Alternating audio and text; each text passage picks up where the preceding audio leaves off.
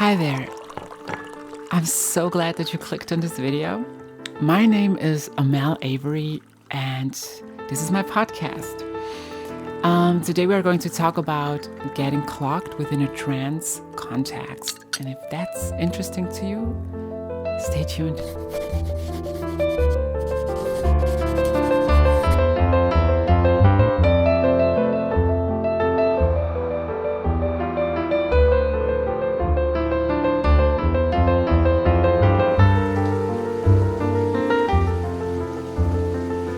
First things first, this is not a video about how to pass.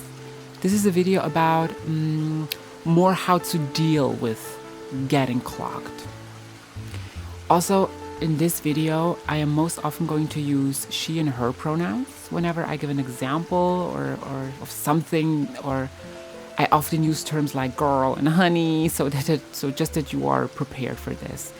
And if you are a trans man, or if you don't identify with she and her pronouns, know that this content could still be interesting, like for you. But since I am a trans woman, it's the experience I know most of. And some things that I say, you might have to flip upside down. You have to flip it around for it to work properly for you.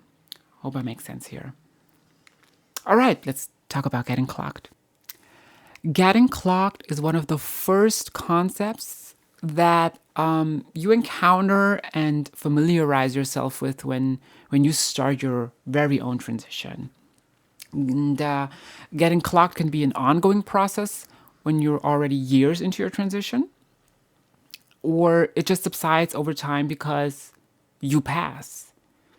And I just need to discuss this briefly because I think passing is a very problematic term. Because what it basically suggests is that we are passing as something that we're actually not. Like, okay, we are simply trying to live our lives authentically and be who we are as trans women, right? So we're trying to break free from our old life with the things that were attached to it, the strings and the shackles and things that we were supposed to do and things that we were, that sort of thing. And so we're just trying to be authentic now and live our lives. And let's say we finally then made it into passing heaven. We're no longer getting clocked. We would still say, like, oh my God, she's so beautiful. She's passing so hard. She's so amazing, whatever, right? So, but we would still use the term passing.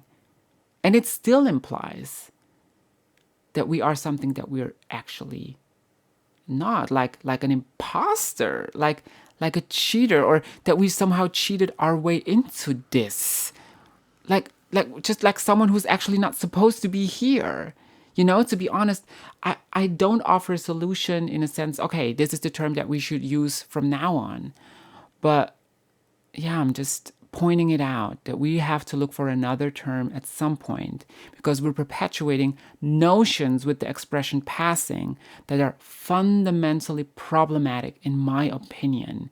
Because what we basically do is we instill the notion that we're actually never really ever will belong. We're just visitors of some sort. I hope you can see that this is problematic, that we are not visitors. We're here to stay. We're permanent. Like, yeah. Yeah, but that's not what we are here to talk about. I get it. Let's move on to getting clocked.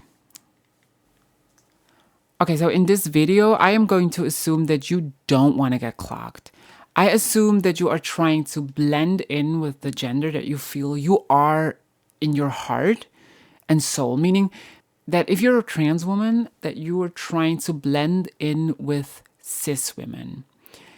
And that is already a monumental task. Like, I say it again, and let's bring it to the head a little bit, okay, shall we? So that means for us trans women, we are trying to emulate a very certain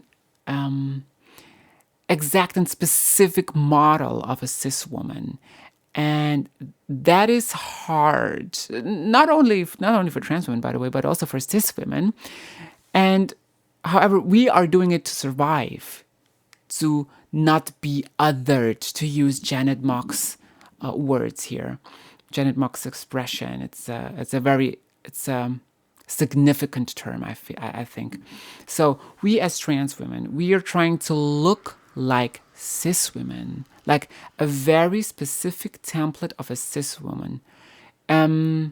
It's a template that has been pushed on all women. You have to be body abled and thin and gorgeous and amazing and feminine and shiny and beautiful and full lips, but not too full, and big eyes, but not too big eyes, but not too tall, not too teeny tiny small, perfect boobs, amazing boobs, voluptuous and curvy, but still amazingly thin, and just the list doesn't stop, actually. So if it doesn't always work out for you to look like this very impossible specific template, please hear me. Have a little compassion for yourself. It's very hard. It's very hard to do that, to look like this very specific woman. And you also must understand that you have a different premise than a cis woman, especially when you started your transition later in life. And with later, I mean just if you started after puberty, it's going to be harder. There are always exceptions, but as a general rule, I think we're okay to make the statement to say if you start your transition before puberty, it is in general a little bit easier for you, right? So know that if it already works out for you sometimes, meaning that you're not getting clocked all the time, that's already amazing. That is already so great. It means you are on the right track with what you want. You don't want to get clocked anymore. So, and if it works out sometimes, that's already great. Always know that, okay?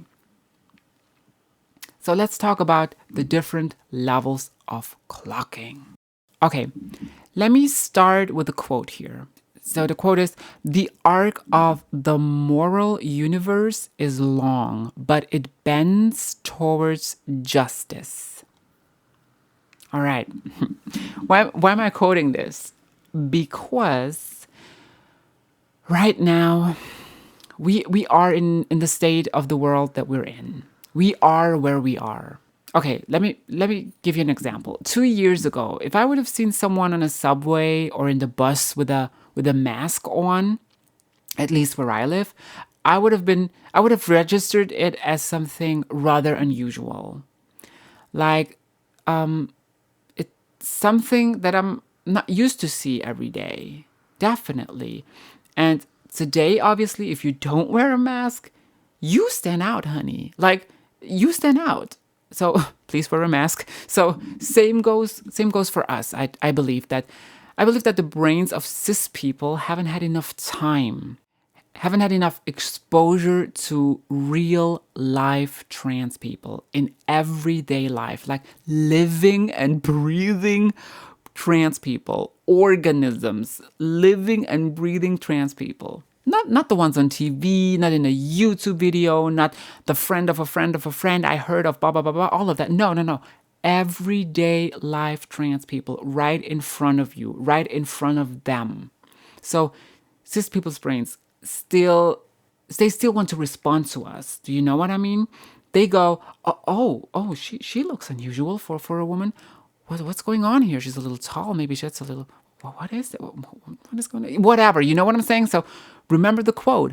It bends towards justice. That means at some point, people won't even react to us. People won't look twice.